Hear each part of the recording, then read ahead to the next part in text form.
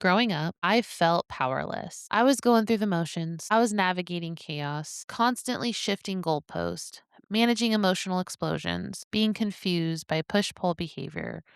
I thought it was normal. Sometimes I would mirror those behaviors back to the people in power. However, they didn't like that. To me, I was communicating in their language. Imagine my confusion though when I was told it's not okay for you to do that, Kimberly. Yet somehow it's okay for them to do that to me. Looking back now, I can see it clearly. I wasn't in a difficult environment. I was being exploited within a power dynamic. When you try to stay on equal footing with someone who benefits from being above you, they will often do whatever they can to keep you beneath them. However, I also had to turn inward and ask a harder question. What did power exploit in me? Hi, it's me, Kimberly. Power has become a major focus for me lately. I feel I'm finally understanding what people are trying to say when it comes to family systems, racism, war, and religious freedom. For a long time, I believed in following the rules until I realized sometimes the rules don't apply to the people in power, at least not in the way we're told they should. And then something clicked. Why is shame so often used against people who are simply asking to be treated as equals for fairness, for consistency, for the rules to matter? Which brings me to today's question. Is power a test of character or an amplifier of it? Before we go any further, quick note. This podcast is for reflection and conversation, not professional advice. Take what resonates, leave what doesn't, and listen in a way that feels supportive for you. Power doesn't create something out of nothing. It also doesn't leave people unchanged. I think people assume power is the capacity to do harm. We see extreme examples online, children harming parents, people shouting death to America, religious groups being mocked, racist comments going in every direction. It raises a deeper question. Who actually has power? This makes me think of a spider. If a spider bites you, yes, it can be harmful, even deadly. Most of the time, you can crush a spider and move on with your day. You can overpower it. The only real advantage the spider has is the surprise. It doesn't have sustained power over you. And yet, mentally, if you're afraid of a spider, they take up space in your mind far beyond their actual power. Now flip that. To the spider, you are always the one in power. They literally will move around your home in a way of your predictable behavior. And the only time you'll see the spider is when you're not doing your normal routine. To the spider, you are always the one with the power. It is completely at your mercy. And people can feel disoriented like that. People who have power can feel powerless, especially when they're being challenged and when they're not leading well. Becoming a parent humbled me in ways I wasn't prepared for. My child exposed parts that hadn't healed yet. They showed me where my capacity actually ends. And it would have been easy to say my child is difficult. They're too much. That wouldn't have been honest, though. The truth was, I was overwhelmed. I needed support. I couldn't do it alone. My child isn't my hard time. She is having a hard time. And there's a difference. When I'm not showing up as a good leader, my kids expose it. I can't hide from them. I can't pretend. They know. And it's uncomfortable. It is easier to blame the trigger than ask who broke the egg. And I know for sure it wasn't my children. Then I have to ask the question, do I really want them walking on eggshells around me?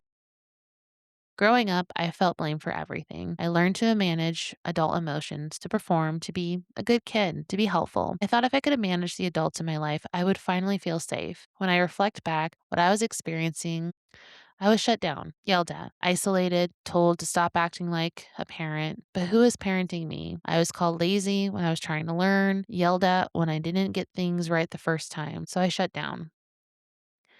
And they didn't like that either. Then I had to face something uncomfortable. I looked like the victim because I was one. I was a child, a powerless child who wanted connection, and instead was often isolated for being too much. It was hard for me to see that because it was easier to believe I'm the burden. I must be lazy. I must be a bad kid. I can't do anything right. I must deserve this. Of course, I believed that because the alternative was realizing I wasn't safe. Physically, most of my needs were met. Emotionally, I felt neglected. Mentally, I was often hurt because others had experienced it worse. My pain was minimized. I was labeled as dramatic, a whiny kid, when in reality, I was exposing something, and that exposure is uncomfortable. When people are in power, it's often easier to normalize harmful behavior than confront it.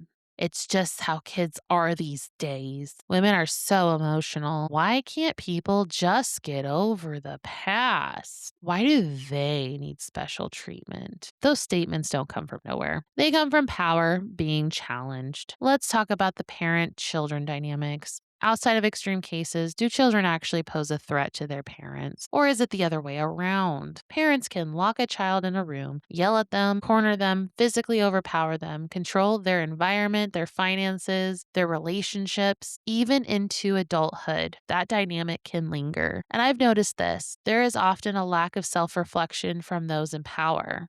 And it makes sense because the power dynamic was never naturally equal. It only becomes more balanced when parents intentionally respect their children's autonomy. And I've seen both sides. I've seen incredible parents who take accountability, who repair, who grow. And then I've seen parents who deflect, who blame, and never look inward. And the difference is everything. When it comes to larger systems like government, we, the American people, hold a lot of power, more than we often acknowledge, and that power comes with fear. History shows us when systems fail, those on top often are the first to go. I understand that fear. Fear doesn't justify exploitation, though. It explains it, though. When it comes to racism, this took me time to understand. And the reason is because I couldn't relate to the idea of harming someone else because I could or because of the color of their skin. However, that doesn't mean it's not happening. Power doesn't always look like individual cruelty. Sometimes it looks like systems silence erasure, even if white people are not global majority. In many systems, we still hold majority of power. And when you don't see something, it's easy to believe it's not a problem, but we're ignoring our history when we commit to not believing it. And history tells a different story. For me, the responsibility I'm trying to do is simple. Listen more, have compassion, and stay present in spaces I may not understand, because ignoring it is not making it disappear. The same applies to mental health. People who struggle are often dismissed, labeled as too much, overreactive, dramatic, and yes, sometimes people misinterpret situations. And at the same time, their reactions can come from real pain, from trauma, neurodiversity, experiences they or we don't fully understand. And instead of asking why, we label. And labeling is a form of power too, and it can be dismissive. Religious spaces are often places where power show up. Not always, often enough to matter. When beliefs become something that cannot be questioned, that's no longer faith, that's control. Indoctrination is defined as teaching someone to accept beliefs uncritically. That's where the line gets crossed. You are allowed to have your beliefs. You cannot force them onto other people.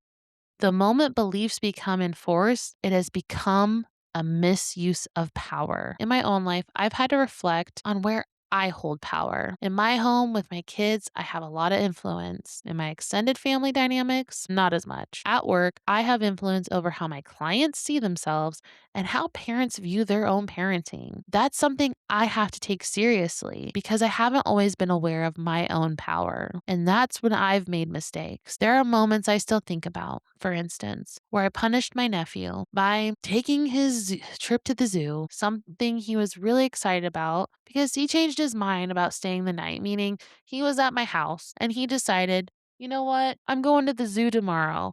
I don't want to be at your house. And it was getting really late. He was a kid. He was excited and he was overwhelmed by that excitement. And instead of seeing that, I took it personally and I made a power move and I didn't even realize what I was doing. And that's the hard part about power. Sometimes you don't realize you have it until you've already misused it. There are moments I regret, times I didn't advocate for kids in my life the way I should have, times I stayed quiet when I should have spoken up. I have changed and I'm still changing. I genuinely believe most people aren't trying to harm others. They're going with what they know. Change requires letting go of something, though, and often that something is control. That feels vulnerable because it is. If power really does reveal who we are, then maybe the goal isn't avoiding power. Maybe it's to become more aware of what it brings out in us, to lead better, to listen more, to create more equal footing where we can, because power will always exist. The question is, what is it revealing about you? Back to the question. Is power a test of character or an amplifier of it? I don't think power creates something new in us. I think it reveals what was already there without the same consequences holding it back. Power doesn't suddenly make someone controlling, it gives them freedom to control. It doesn't create cruelty, it removes the barriers that were keeping it hidden. I also don't think that means we're stuck because if power can amplify the harmful parts of us, it can also amplify the good. It can amplify patience, accountability, compassion, self awareness. The difference is those things take intention, they take reflection, they take being willing to sit with the uncomfortable truth that maybe the problem isn't the power, it's what we do with it and who we are when we have it. Maybe power isn't a test and it's not an amplifier. Maybe it's an opportunity to see ourselves clearly and decide consciously who we want to be when no one can force us to be better. Thanks again for listening to my rambles. Welcome to Thinking Out Loud. I'm Kimberly. I don't have all the answers, and I'm okay with that. If this felt familiar, uncomfortable, or oddly relatable, you're probably in the right place. If you're looking for a community of people navigating balance and asking honest questions, follow along. We'll keep thinking, we'll keep growing, and we'll keep asking questions together.